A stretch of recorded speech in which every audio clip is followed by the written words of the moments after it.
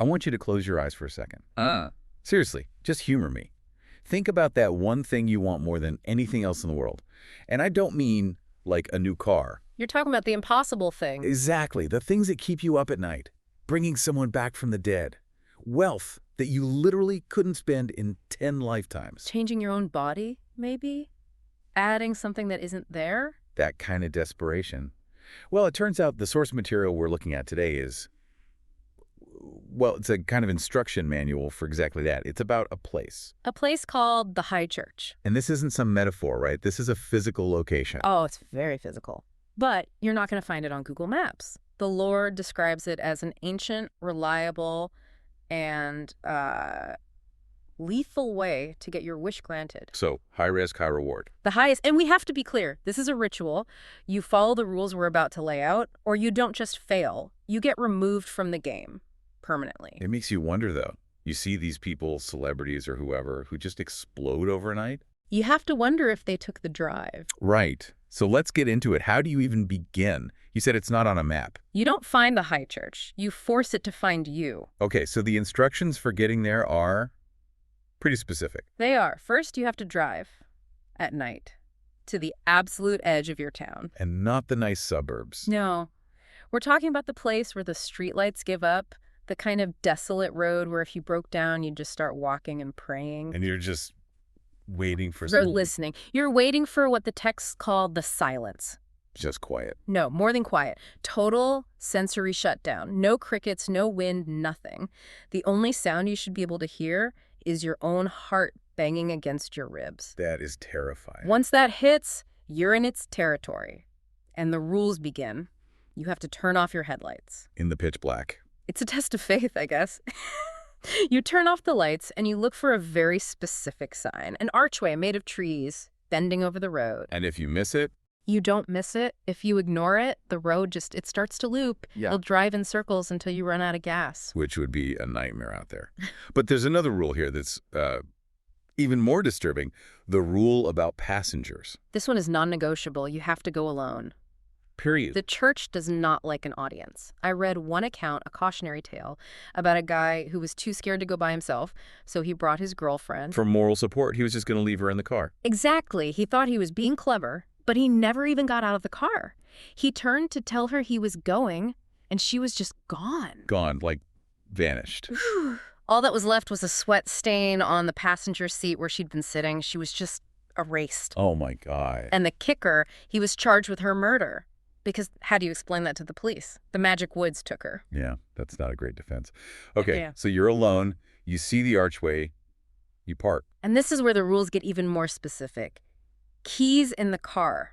You do not look back at your vehicle once you leave it. And no technology. Absolutely none. No phone, no digital watch, and definitely no flashlight. Why no flashlight? That seems like the one thing you'd want. The energy of the place is hostile to it. The lore says if you click on an LED flashlight, the battery won't just die, it'll detonate in your hand. Detonate, like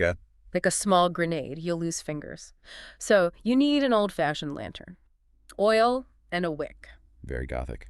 And you need one more thing. A disguise. A mask. This is the part that creeps me out.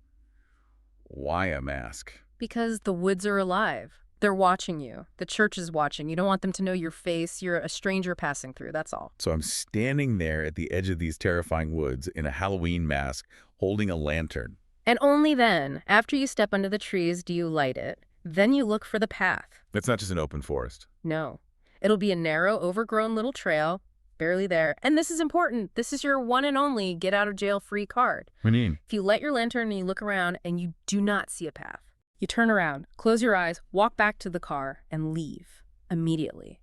It's the only safe way to fail. The universe is telling you not tonight. But if the path is there, you walk it. You walk it, and the trees, they feel different in here, twisted, ancient. You'll hear things, whispers. They're like voices. Faintly. Right. On the edge of your hearing. Just ignore them, and whatever you do, do not step off that path.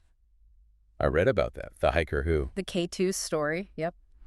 Legend says a guy stepped off the path for just a second, maybe to tie his shoe. The instant his foot touched the forest floor, he wasn't in the woods anymore. Where was he? On the summit of K2, the mountain.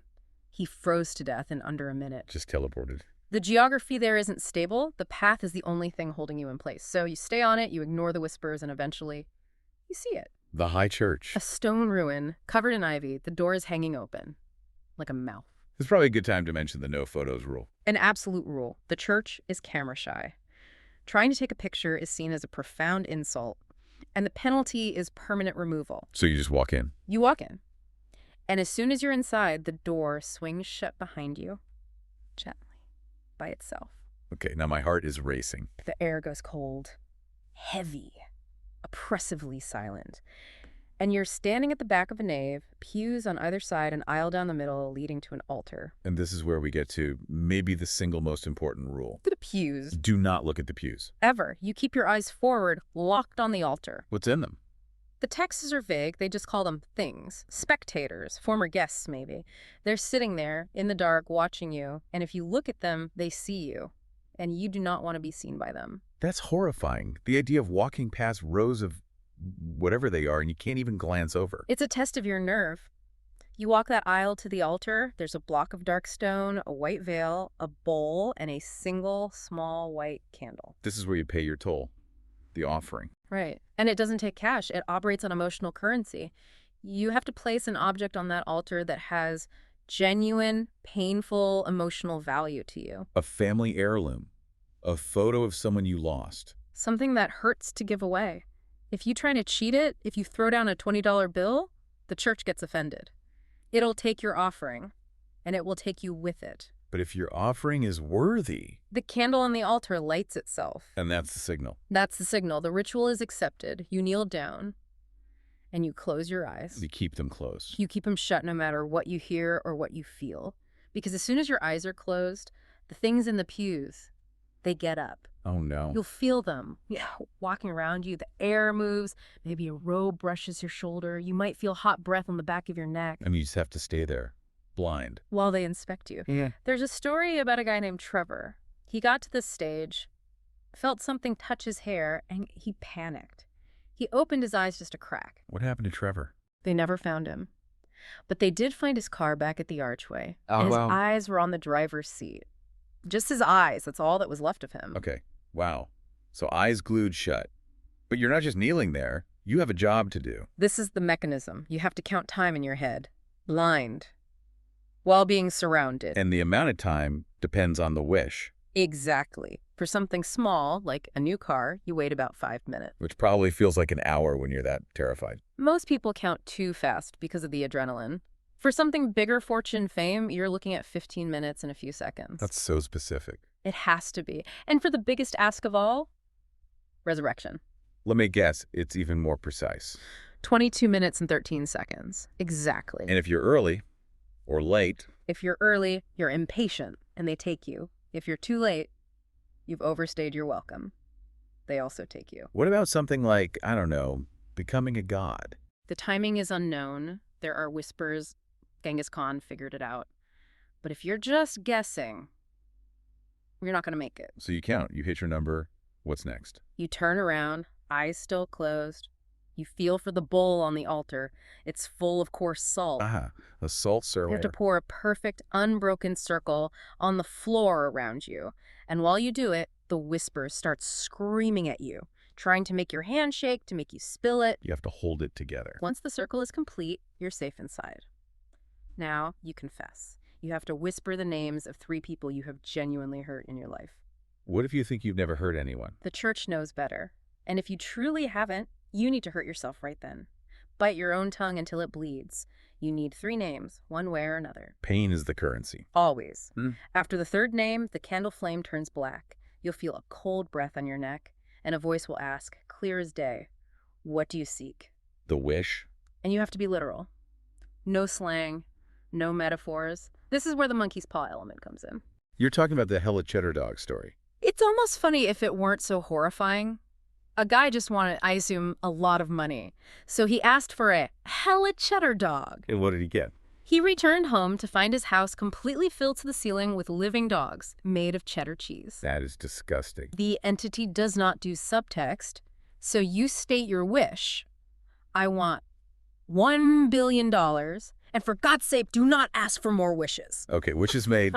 How do you leave? Carefully. You have to walk backward 3 steps at a time. Your eyes must stay locked on that black candle. Don't step on the salt Do line. not step on the salt. And this is the final test. Because as you back away, the church will play tricks on you. It will create hallucinations behind you. That's cruel. There was a man who wished for his dead mother to come back. As he was leaving, he heard her voice behind him, screaming for him to help her. Oh, man. He couldn't stand it. He turned Well, around. it wasn't her. It was some kind of half-formed corpse with a melted face. It tricked him. He looked away from the candle, and the darkness just swallowed him. So you ignore everything. Just watch the candle. Until your back hits the door. You open it, step outside, and you close it gently. Don't slam it. It's rude. You made it. You're out. You're out of the church, but you're not out of the woods. And the woods are now hostile. Put your disguise back on immediately. And walk back to the car. Walk. Do not run, no matter what, because something will start following you. What kind of something? You'll hear its footsteps right behind you, matching your pace, getting closer. It wants you to panic. It wants you to look back. But you don't. You get in the car, lock the doors, Oh. and you drive. And you do not look in your rearview mirror until you are back in civilization, until you see streetlights again. And if you do all of that, the wish comes true. 100%. The money is in your account. The person is back. The church always keeps its promises. But there's a catch. There's always a catch. There's a hidden price. You got what you wanted. But you can never truly leave. The church wants you back. What do you mean? It starts to leak into your world. You'll be walking in your house late at night in your new mansion, and suddenly, the floor under your feet will feel wrong. Wrong how? Cold. Stone. You'll look down, and for a second, you'll see the gray flagstones of the church aisle instead of your hardwood floor. It's trying to pull you back in. And if you're not paying attention, if you take that next step onto the stone, you're not in your hallway anymore. You're back in the pews. And this time, you're one of the spectators. So for the rest of your life, you live in fear. Every shadow, every cold spot in your house. That's the price of the wish. You get your desire, but you spend forever looking over your shoulder, terrified the ground is about to give way. It makes you wonder if that's what happens to some of these people who just disappear. Yeah. Maybe they just took a wrong step in their own living room. Which brings it all back to that first question. Is there anything you want badly enough to trade away your peace of mind forever? Is any wish worth that? After all this, I'm thinking probably not. The cheese dogs alone are a deal breaker for me. A wise choice. But for anyone listening who still thinks it sounds tempting, just remember the rules. Especially the one about the pews. Thanks for joining us on this terrifying deep dive. And remember to close the door gently on your way out.